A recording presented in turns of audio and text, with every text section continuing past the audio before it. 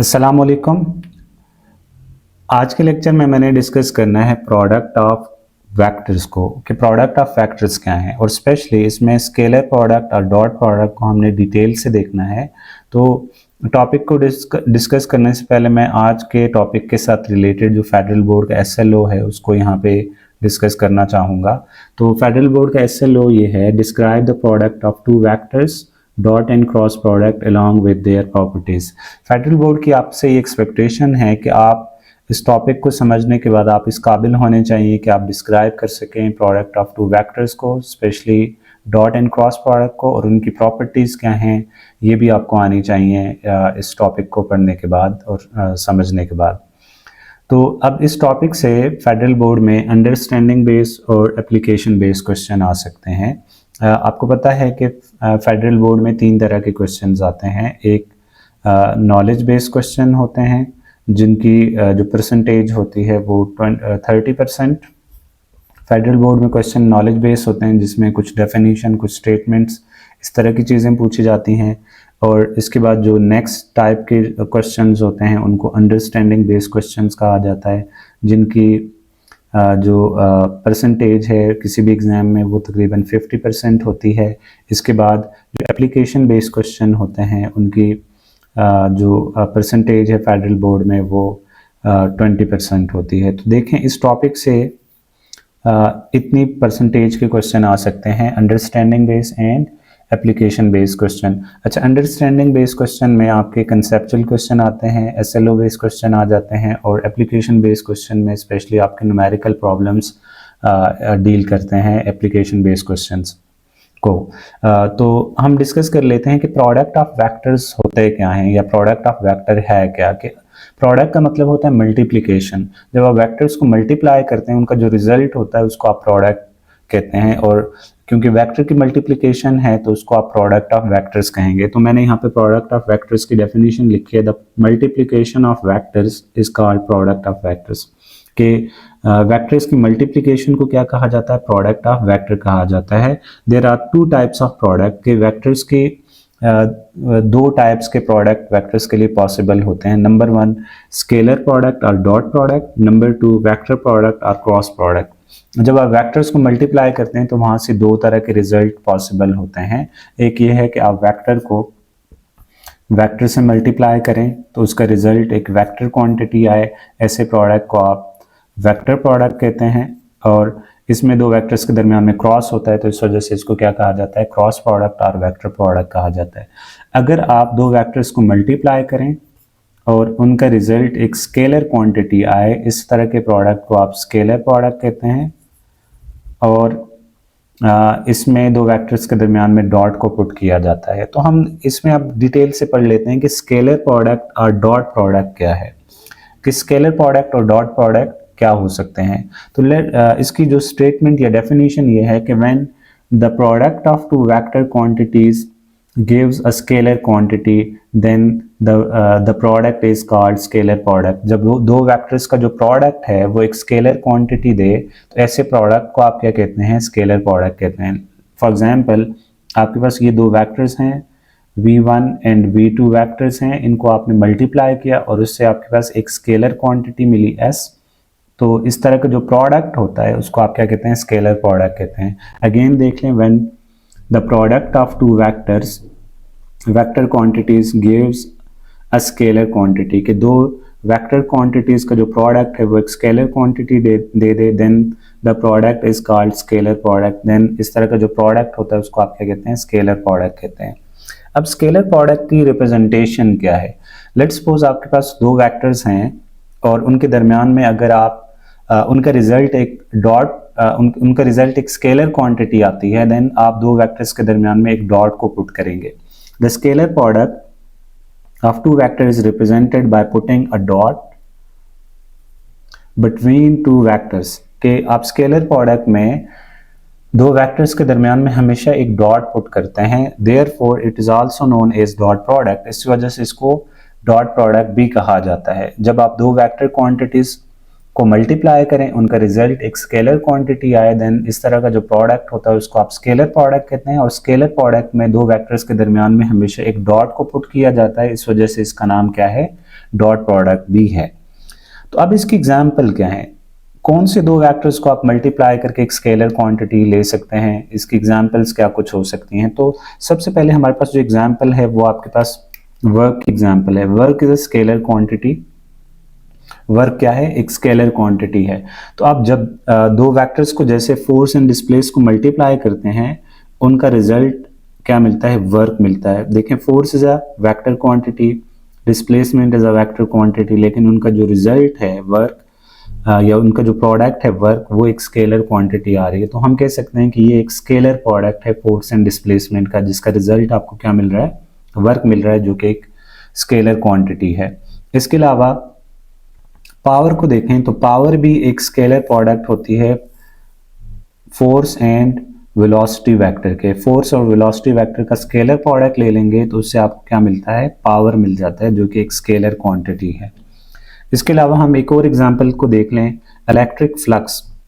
Electric flux is a scalar product of electric field intensity and area vector.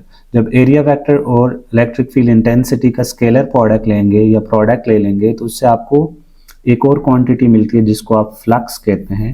तो flux एक scalar quantity है, इसकी ना तो डायरेक्शन होती है ना ही ये वेक्टर लॉ ऑफ एडिशन को ओबे करता है। इस तरह से मैग्नेटिक फ्लक्स भी होता है। ये आपके पास देखें फाई सब ई है, तो ये आपके पास कौन सा फ्लक्स है, इलेक्ट्रिक फ्लक्स है। इस तरफ को आप देखें तो phi B is equal to B dot A, इसको कहते हैं मैग्नेटिक फ्लक्स। ये क्या है आपके पास, मैग्नेटिक फ्लक्स है, इसको फाई बी से डिनोट करते हैं और ये इक्वल होता है बी डॉट ए। यहाँ पे देखें B strength of magnetic field is a vector quantity, area vector is a vector quantity, लेकिन इनका प्रोडक्ट आपको क्या मिल रहा है, एक स्केलर क्वांटिटी जिसको मैग्नेटिक फ्लक्स कहते हैं। तो हम देख रहे हैं कि यहाँ पे बहुत सी दफ़ा जब आप वेक्टर को वेक्टर से मल्टीप्लाई कर दें आपके पास रिजल्ट क्या आता है, एक स्केलर क्वांटिटी आती है। तो इस तरह का जो प्रोडक्ट होगा उसको आप क्या कहेंगे, स्केलर प्रोडक्ट कहेंगे।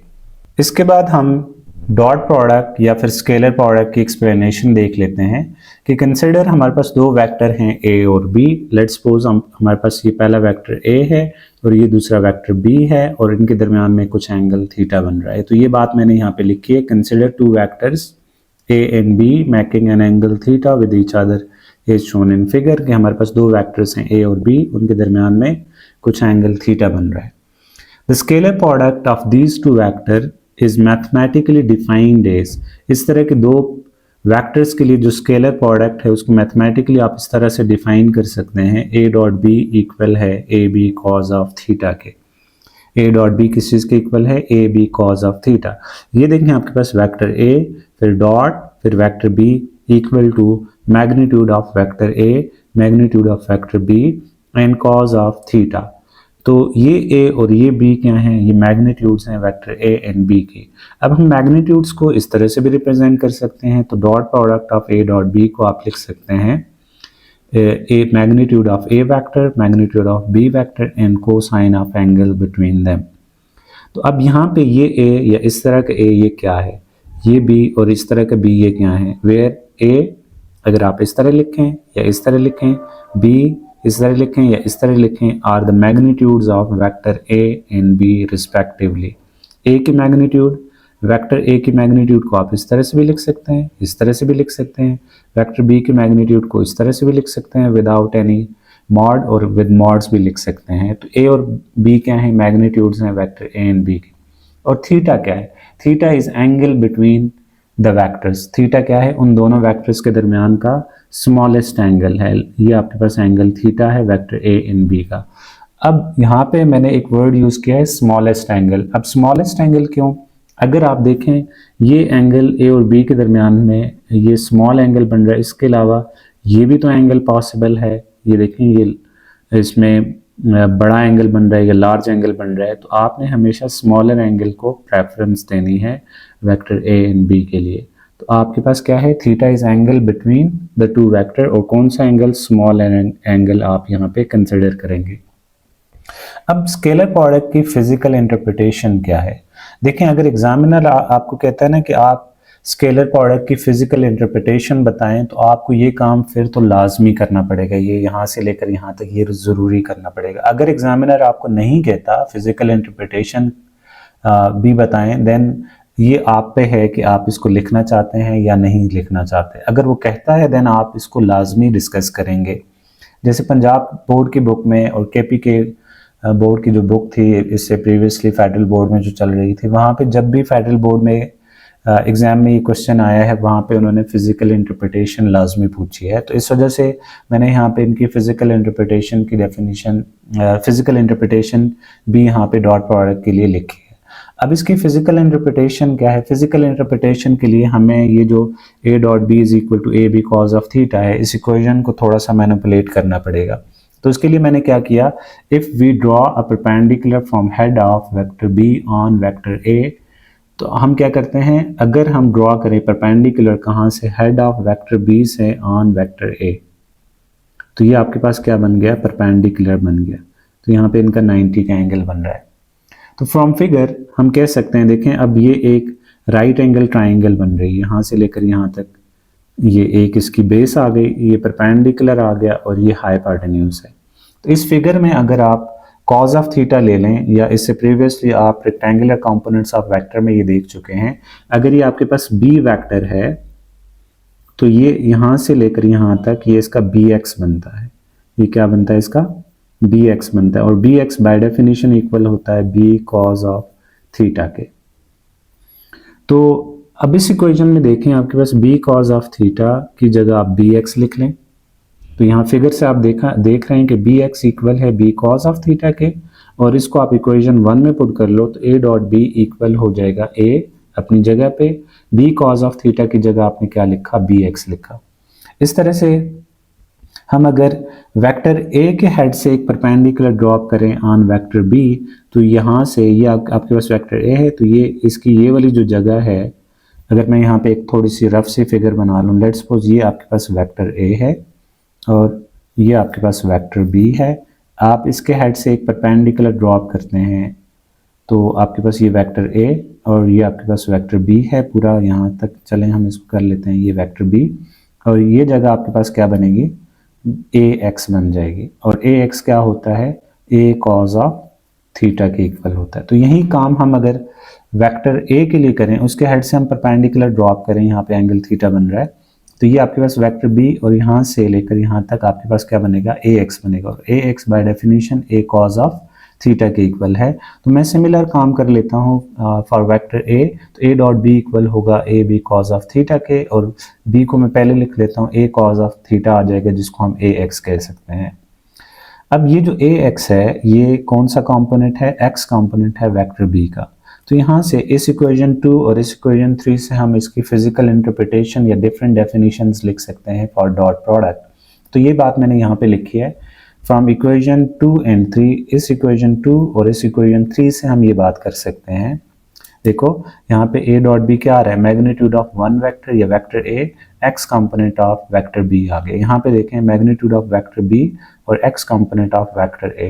तो यहाँ से इन दो इक्वेशन से हम ये डिफाइन कर सकते हैं कि dot product of two vector is equal to magnitude of one vector and x component of other vector. तो ये बात मैंने यहाँ पे लिखी है, the dot product of two vector is equal to product of magnitude of one vector, magnitude of one vector and x component of other vector, x component of other vector के equal होता है। अब इसकी एक और भी physical interpretation है जिसके लिए हमें प्रोजेक्शन के कॉन्सेप्ट को थोड़ा सा समझना होगा। लेट्स सपोज हमारे पास ये एक वेक्टर है और ये दूसरा वेक्टर है, इसको मैं a वेक्टर कह देता हूँ, इसको मैं b वेक्टर कह देता हूँ। अगर मैं यहाँ से परपेंडिकुलर ड्रॉप करता हूँ तो ये जो आपके पास कंपोनेंट बनता है इसको bx कह देते हैं। bx को जनरली कहा जाता है प्रोजेक्शन ऑफ, ये क्या है bx, इसको कहा जाता है projection of vector b on vector a। ये क्या है, bx क्या होगा, b वेक्टर का प्रोजेक्शन है ऑन a वेक्टर। अगर हम यहाँ पे एक लाइटिंग सोर्स को कंसिडर कर लें कि लेट्स सपोज यहाँ पे कोई भी लाइटिंग सोर्स है और यहाँ से लाइट पड़ती है वेक्टर b के ऊपर, इस वेक्टर b का एक प्रोजेक्शन या साया बनेगा ऑन वेक्टर ए, जिसको आप कहते हैं बी एक्स। तो ये जो बी एक्स होता है इसको क्या कहा जाता है, projection of vector B on A कहा जाएगा। अगर हम यहाँ से एक लाइटिंग सोर्स कंसिडर करें तो बी के ऊपर जब ये लाइट पड़ेगी इसका एक साया ऑन वेक्टर ए बनेगा, जिसको आप कहते हैं projection of vector B on A. तो बी एक्स क्या है, projection of vector B on A है, ए एक्स क्या है, projection of vector A on B है। तो यहाँ से हम इन दो इक्वेशन से हम एक और इंटरप्रिटेशन भी ले सकते हैं डॉट प्रोडक्ट की, वो क्या है, the dot product of two vector is equal to product of magnitude of one vector, this is what magnitude of one vector a or b, and projection of second vector on the first vector। तो इसके अलावा दूसरा जो vector बच जाएगा जिसकी magnitude आपने नहीं लिखी, उससे क्या लेना है, प्रोजेक्शन लेना है ऑन द फर्स्ट वेक्टर। तो यहाँ से दोबारा देखें, dot product of two vector is equal to product of magnitude of one vector and projection of second vector on the first vector. तो ये आपके पास क्या है, फिजिकल इंटरप्रिटेशन है डॉट प्रोडक्ट की। इसके बाद मैं बात कर लेता हूँ प्रॉपर्टीज ऑफ स्केलर प्रोडक्ट की। तो सबसे पहले जो प्रॉपर्टी है वो हमारे पास है कॉम्यूटेटिव प्रॉपर्टी। कॉम्यूटेटिव प्रॉपर्टी ये है कि अगर आपके पास दो वेक्टर्स हैं ए एंड बी, तो उनका ए डॉट बी इक्वल होना चाहिए बी डॉट ए के। तो ये कॉम्यूटेटिव प्रॉपर्टी है डॉट प्रोडक्ट की। और याद रखना, डॉट प्रोडक्ट हमेशा कॉम्यूटेटिव प्रॉपर्टी को होल्ड करता है, या फिर dot product is a commutative. तो उसके लिए मैंने कंसिडर किया है कि लेट्स सपोज हमारे पास दो वेक्टर्स हैं ए एंड बी और उनके दरमियान में एंगल थीटा है, उनका ए डॉट बी क्या होगा, a B cos of theta के। तो लेट्स सपोज ये हमारे पास एक वेक्टर, ये हमारे पास दूसरा वेक्टर, ये ए वेक्टर आ गया और ये हमारे पास बी वेक्टर आ गया, और इनके दरमियान में ये एंगल थीटा बन रहा है। तो इनका जो ए डॉट बी है वो क्या हो गया, a B cos of theta. इसको मैं इक्वेशन 1 से रिप्रेजेंट कर लेता हूं। अब देखें, ए डॉट बी के लिए ए पहला वेक्टर है और बी दूसरा वेक्टर है, तो पहले वेक्टर से दूसरे वेक्टर की तरफ ये आपके पास एंगल थीटा बन गया है। तो उसके लिए ए डॉट बी क्या आया, a B cos of theta के इक्वल आया। अब अगर हम बी डॉट ए ले लेते हैं, बी डॉट ए के लिए क्या होगा, बी डॉट ए इक्वल होगा b a cos of theta. चलें इसके लिए मैं थीटा 2 कह देता हूं। थीटा 2 क्या है, बी वेक्टर से ए वेक्टर की तरफ एंगल थीटा होगा। तो ये हमारे पास लेट्स सपोज बी वेक्टर पहला वेक्टर है, बी से ए की तरफ ये हमारे पास क्या बन गया, एंगल थीटा बन गया। तो अब ये एंगल कितना बनता है, उसके लिए आपको थोड़ी सी मैनिपुलेशन करनी पड़ेगी। लेट्स सपोज अगर यहाँ से हम शुरू होते हैं वापस यहाँ पे पहुंचते हैं, तो ये एंगल कितना बनता है, 360 डिग्री बनता है। कितना बनेगा, 360 डिग्री। अगर हम इस ए वेक्टर से स्टार्ट करें, वापस ए पे पहुंचे, तो एंगल कितना बनेगा, 360 का एंगल बनेगा।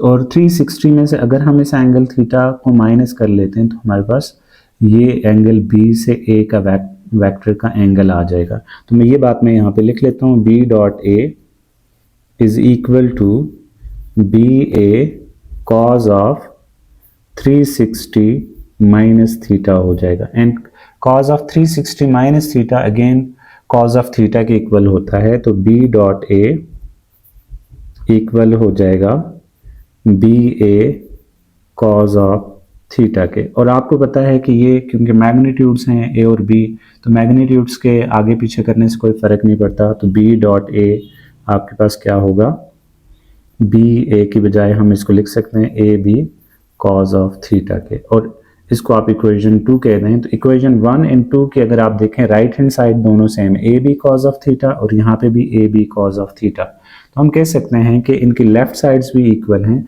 तो मैं यहाँ पे लिख लेता हूँ, from equation 1 and 2 a dot B is equal to B dot a. So dot product is commutative. तो हम कह सकते हैं, सो द डॉट प्रोडक्ट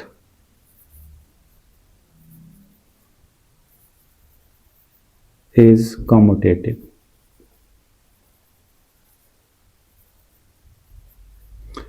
तो अब यहां पे मैंने ये जो बात लिखी है ना, कॉज ऑफ 360 माइनस थीटा, क्या ये कॉज ऑफ थीटा के इक्वल आता है या नहीं, इसको जरा चेक कर लेते हैं। यहाँ पे मैं थोड़ा सा रफ में ये काम कर लेता हूँ। लेट्स सपोज हमारे पास क्या है, कॉज ऑफ 360 माइनस थीटा है। तो अब यहाँ पे आपको कॉज का फार्मूला आता होगा, कॉज ऑफ 360 हो जाएगा and cos of theta plus sine of 360 sine of theta. ये मैथ्स में आपने फॉर्मूला पढ़ा होगा, cos alpha minus beta is equal to cos alpha cos beta plus sine alpha sine beta and sine 360 हमेशा zero होता है, तो ये टर्म आपके पास क्या हो जाएगी जीरो। एंड कॉस 360 को अगर आप कैलकुलेटर में पुट करेंगे तो ये आपको 1 दे देगा। यहाँ से ये क्या आएगा 1 मल्टीप्लाई बाय कॉस थीटा, तो क्या आएगा यहाँ से कॉस ऑफ थीटा आएगा। तो इस वजह से मैंने यहाँ पे कॉस ऑफ 360 माइनस थीटा की जगह कॉस ऑफ थीटा पुट किया है। तो अब हमने यहाँ पे ये डिस्कस कर लिया कि कॉस जो डॉट प्रोडक्ट है वो हमारे पास क्या है कॉम्यूटेटिव है, और ये कॉम्यूटेटिव प्रॉपर्टी को होल्ड करता है, या फिर डॉट प्रोडक्ट इज कॉम्यूटेटिव ये आप कह सकते हैं। अब इसके बाद दूसरी प्रॉपर्टी है scalar product of two orthogonal और परपेंडिकुलर वेक्टर्स के। अगर आपके पास दो ऑर्थोगोनल या फिर परपेंडिकुलर वेक्टर्स हैं उनका स्केलर प्रोडक्ट क्या होगा। तो हम यहाँ पे कंसिडर कर लेते हैं कि हमारे पास लेट्स सपोज दो वेक्टर्स हैं ए और बी, और उनके दरमियान में कितना एंगल है 90 का एंगल है। लेट्स सपोज ये वेक्टर ए है और इधर आपके पास वेक्टर बी है, इनके दरमियान में कितना एंगल बन रहा है 90 डिग्री। तो ये दो वेक्टर्स क्या कहलाएंगे ऑर्थोगोनल वेक्टर्स कहलाएंगे या फिर परपेंडिकुलर वेक्टर्स कहलाएंगे। Consider two vectors A and B at an angle of 90 degree are called orthogonal or perpendicular vectors. Their dot product is given by, तो उनका डॉट प्रोडक्ट क्या होगा a डॉट b इक्वल होगा a b cos of, यहाँ पे इनके दरमियान में एंगल कितना बन रहा है 90 डिग्री। cos 90 कितना होता है, cos 90 आप जानते होंगे 0 के इक्वल होता है। तो a डॉट b क्या हो जाएगा a डॉट b इक्वल हो जाएगा a b cos ऑफ 90 कितना होता है 0 के इक्वल। तो यहाँ से हम कह सकते हैं a डॉट b क्या देगा आपको 0 देगा। तो so the dot product of two orthogonal vector is 0। तो हम कह सकते हैं so the dot product of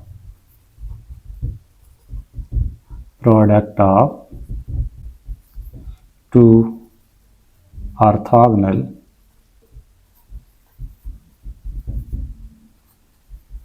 vector is 0। कि अगर आपके पास दो ऑर्थोगोनल वेक्टर हैं तो उनका डॉट प्रोडक्ट क्या होगा 0 हो जाएगा। अभी इसी के अंदर हम अगर दो ऑर्थोगोनल यूनिट वेक्टर देख लेते हैं, यहाँ पे मैं हेडिंग दे देता हूँ फॉर यूनिट वेक्टर्स। अगर हमारे पास यूनिट वेक्टर्स हैं, यूनिट वेक्टर्स कौन कौन से होते हैं आई जे के, जो स्पेशल यूनिट वेक्टर्स हैं उनकी बात यहाँ पे हो रही है। लेट्स सपोज हमारे पास ये कार्टेशियन कोऑर्डिनेट सिस्टम है और इसमें ये एक्स एक्सिस है, ये वाई एक्सिस है, इधर को आपके पास आउटवर्ड क्या होगा जी एक्सिस होगा। अब एक्स एक्सिस के अलोंग जो यूनिट वेक्टर होता है उसको आप आई यूनिट वेक्टर कहते हैं, वाई एक्सिस के अलोंग जो यूनिट वेक्टर होता है उसको आप जे यूनिट वेक्टर कहते हैं, के एक्सिस के अलोंग जो यूनिट वेक्टर होता है, जेड एक्सिस के अलोंग जो यूनिट वेक्टर होता है उसको आप के यूनिट वेक्टर कहते हैं। आई जे के हमेशा एक दूसरे के साथ 90 का एंगल बनाते हैं, आई जे के हमेशा एक दूसरे के साथ 90 का एंगल बनाते हैं। लेट्स सपोज हमारे पास ये तीन मार्कर्स हैं, तो आप देखें इनमें कोई से भी दो मार्कर देखें उनके दरमियान में 90 का एंगल है। जैसे यहाँ पे देखें ब्लैक एंड रेड के दरमियान में 90 का एंगल बन रहा है, यहाँ पे अगर आप देखते हैं ब्लैक एंड ब्लू के दरमियान में 90 का एंगल है, और इसकी कोई भी ओरिएंटेशन ले लें, जैसे यहाँ पे देखें रेड एंड ब्लू के दरमियान में 90 का एंगल है, तो हमेशा ये एक दूसरे पे परपेंडिकुलर होते हैं। तो इनके लिए हम देखते हैं कि यूनिट वेक्टर्स जब आई जे के आपस में इनका डॉट प्रोडक्ट क्या होगा। पहले मैं बात कर लेता हूँ आई डॉट जे की। तो आई डॉट जे क्या होगा, देखिए हमें डेफिनेशन का इस्तेमाल करना पड़ेगा। आई डॉट जे इक्वल होता है magnitude of I, magnitude of J and cos of theta. I और जे के दरमियान में कितना एंगल बन रहा है, यूसी 90 का एंगल बन रहा है, तो यहाँ पे आएगा कॉज ऑफ 90। यहाँ पे याद रखना आई और जे की मैग्नीट्यूड्स 1 होती हैं।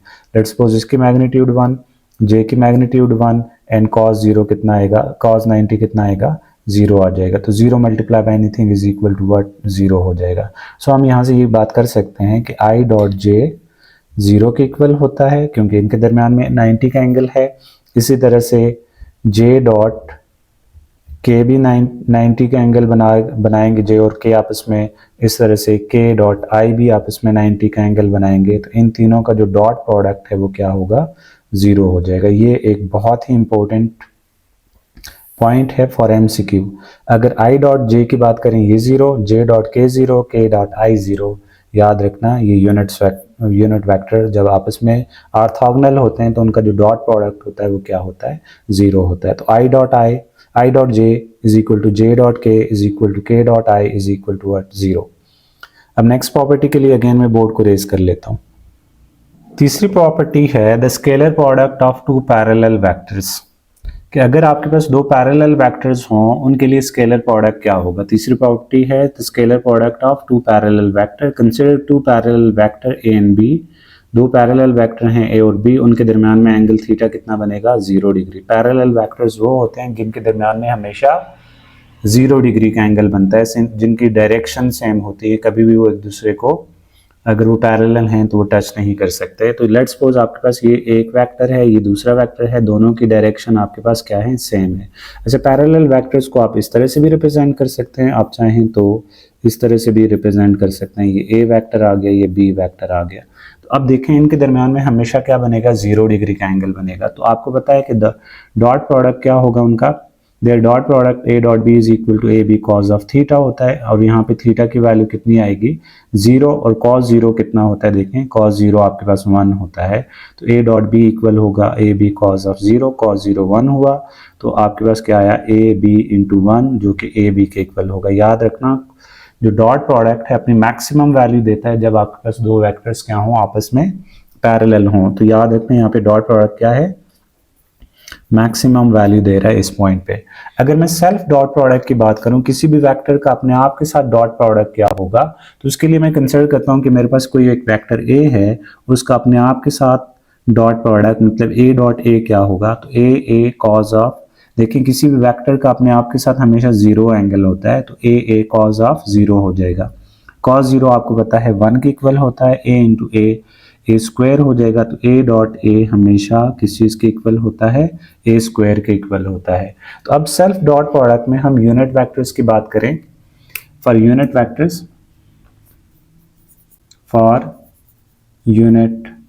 वेक्टर्स मतलब कौन कौन से यूनिट वेक्टर्स पॉसिबल हैं, आई डॉट आई देखेंगे हम वो किस चीज के इक्वल होता है। इसके अलावा जे डॉट जे देखेंगे कि वो किस चीज के इक्वल होगा, के डॉट के भी हमने चेक करना है ये किसके इक्वल होगा। तो हमें पता है कि आई डॉट आई इक्वल होता है magnitude of I, magnitude of another I and cos of theta. तो यहाँ पे आई का आई के साथ क्या एंगल होगा, किसी भी वेक्टर का अपने आप के साथ हमेशा 0 डिग्री का एंगल होता है, तो यहाँ पे 0 डिग्री आ जाएगा। अब हमें पता है कि मैग्नीट्यूड ऑफ आई 1 होता है, फिर अगेन मैग्नीट्यूड ऑफ आई 1 होगा, और cos 0 भी आपके पास 1 के इक्वल होता है। 1 को 3 दफ़ा मल्टीप्लाई किया तो आंसर क्या आएगा, 1 आ जाएगा। इस तरह से जे डॉट जे भी 1 आएगा, के डॉट के भी आपके पास क्या आएगा, 1 आ जाएगा। तो हम कह सकते हैं कि i dot i is equal to j dot j is equal to k dot के है। तो यूनिट वेक्टर्स का सेल्फ डॉट प्रोडक्ट मैक्सिमम 1 के इक्वल आता है। इसके बाद हम नेक्स्ट प्रॉपर्टी देखते हैं scalar product of anti parallel vectors, कि अगर आपके पास दो एंटी पैरेलल वेक्टर्स हैं तो उनका स्केलर प्रोडक्ट क्या होगा। अच्छा, इसको आप थर्ड प्रॉपर्टी कह दें, ये आपके पास फोर्थ प्रॉपर्टी होगी। फोर्थ में ये जो प्रॉपर्टी है ये इसी के साथ इंक्लूडेड है, तो इसको आप फिफ्थ ना कहें। फिफ्थ प्रॉपर्टी है scalar product of anti parallel vectors. Anti parallel vectors वो होते हैं जिनका हमेशा एक दूसरे के साथ 180 का एंगल बनता है। लेट्स सपोज ये एक वेक्टर है और ये दूसरा वेक्टर है, ये देखें ये एक दूसरे के अपोजिट डायरेक्शन में है, या फिर इनकी डायरेक्शन देखी जाए तो एक की डायरेक्शन इधर है, दूसरी की डायरेक्शन ये है। आप इनको इस तरह से भी रिप्रेजेंट कर सकते हैं। ये भी आपके पास एंटी पैरेलल वेक्टर्स हैं। देखें एक इधर को डायरेक्टेड है और एक इधर को डायरेक्टेड है, इनके दरमियान में कितना एंगल बनता है, 180 डिग्री। यहाँ पे भी कितना एंगल बन रहा है, 180 डिग्री। तो इस तरह के वेक्टर्स के लिए स्केलर प्रोडक्ट क्या होगा, तो हमें पता है for anti parallel vector A and B theta is equal to how much, 180 degree. तो A dot B is equal to A B cos of theta होता है, और थीटा की जगह आप यहाँ पे 180 पुट करेंगे, कॉज 180 कितना होता है, -1। तो ए डॉट बी इक्वल होगा ए बी इंटू -1, तो ये माइनस ए बी के इक्वल होगा। यहाँ पे डॉट प्रोडक्ट आपके पास क्या हो रहा है, नेगेटिव हो रहा है।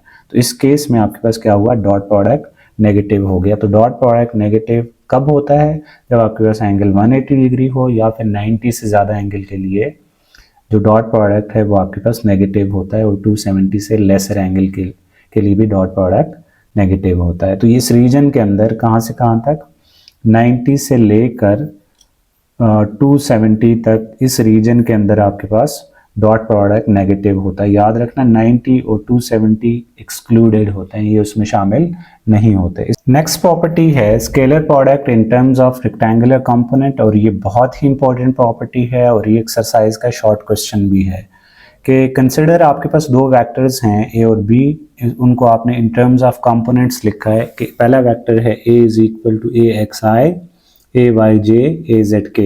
एक वेक्टर है उसके तीन कंपोनेंट्स हैं, x कंपोनेंट भी है, y कंपोनेंट भी, z कंपोनेंट भी। उनको इन टर्म्स ऑफ कंपोनेंट्स लिखा है वेक्टर a को, और इसी तरह से वेक्टर b को भी लिखा है, b इक्वल है B X I B Y J B Z K. तो उनका डॉट प्रोडक्ट लेना है, देयर डॉट प्रोडक्ट देखें a डॉट b इक्वल होगा, पहले आप a वेक्टर लिखोगे फिर आप दूसरा वेक्टर b लिखोगे, उनके दरमियान में क्या आना चाहिए, डॉट आना चाहिए।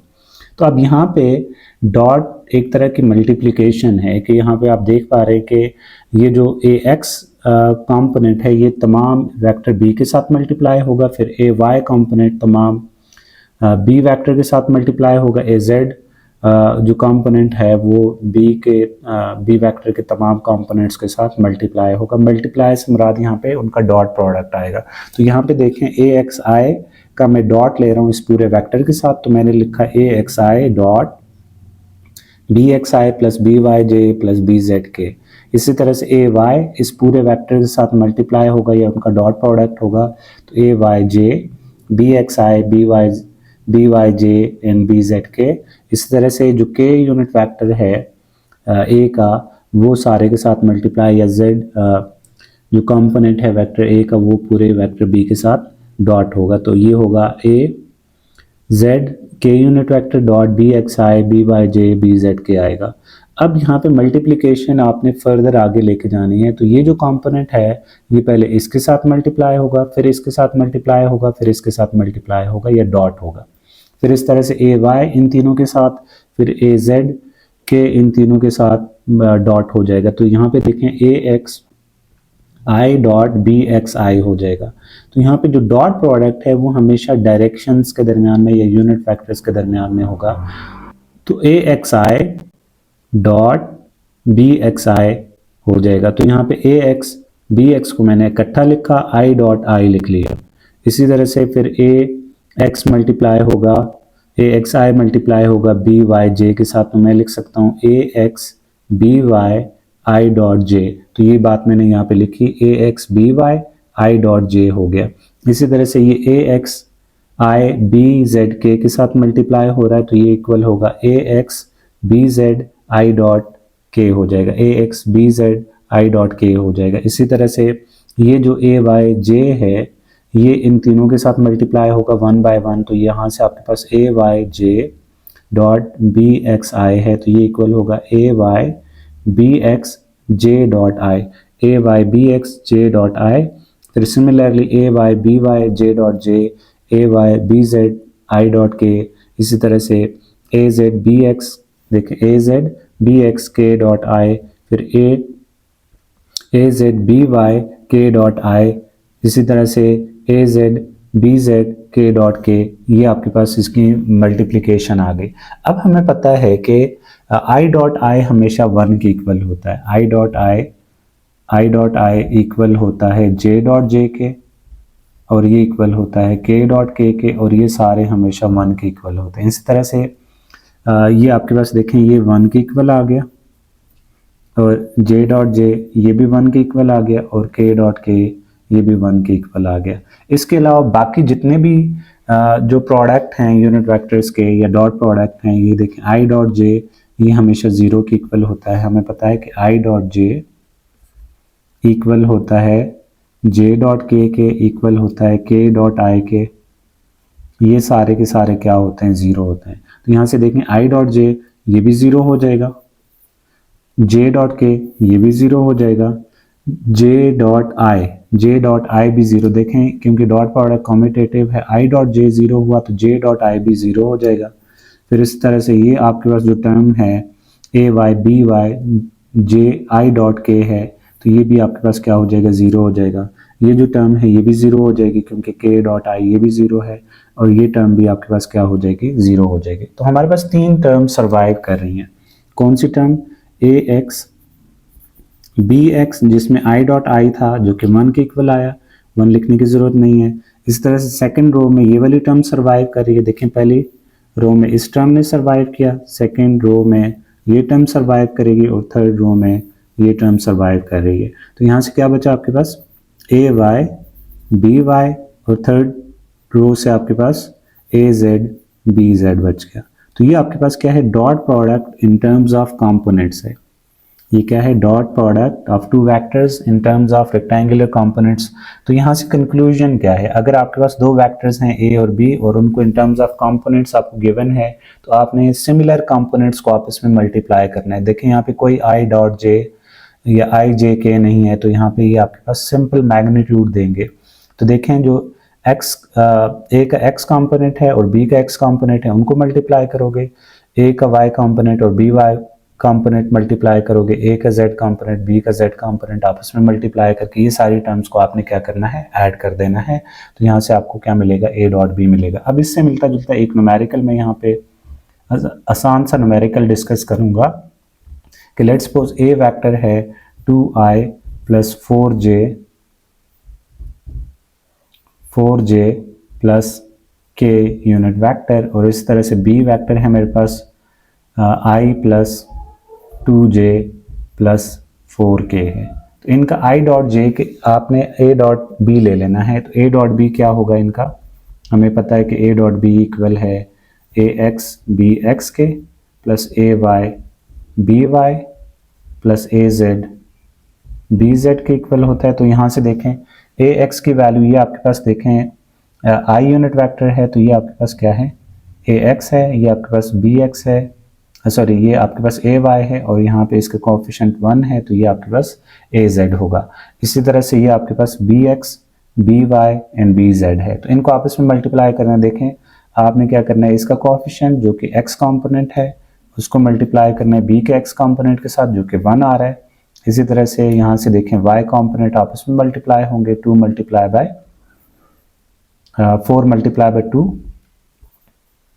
एंड यहाँ पे क्या होगा, 1 मल्टीप्लाई बाय 4 आ जाएगा। तो यहाँ से क्या आंसर आना है, 2 प्लस 8 प्लस 4, तो ये आपके पास कितना आया, 14 यूनिट्स आ जाएगा ए डॉट बी। तो इंशाल्लाह हम नेक्स्ट लेक्चर में हमने इससे रिलेटेड SLO बेस्ड क्वेश्चंस को डिस्कस करना है। तो अगले लेक्चर तक अल्लाह हाफिज़।